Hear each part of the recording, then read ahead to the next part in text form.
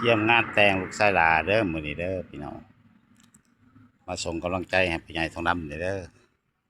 เพื่อนๆคนได้เห็นกันเห็นบ่เริ่มต้นงาน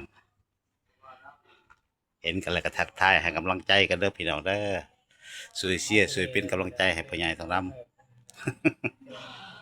ใหญ่ทองดำก็ส่งกำลังใจให้เพื่อนเหมือนกันเนาะเห็นบ่งานเยี่ยมหมดเลยงานพร้อมหมดเลยพี่น้องอยู่กันกิน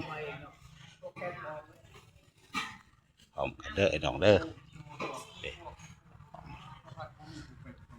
เชียร์ช่วยเป็นกำลังใจกันแล้วกัน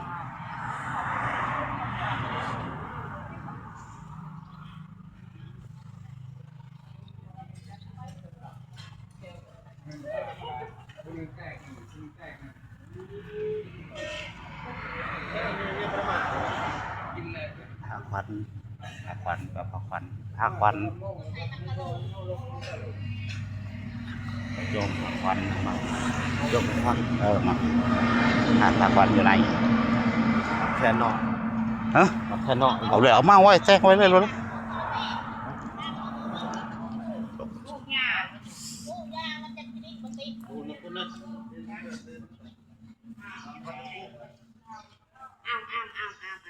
ไปได้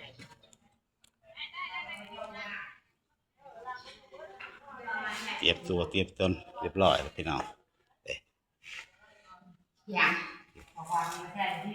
อามาพี่เล็กเอาเกมบริณาบันเซ็ตพอมีว่าจะ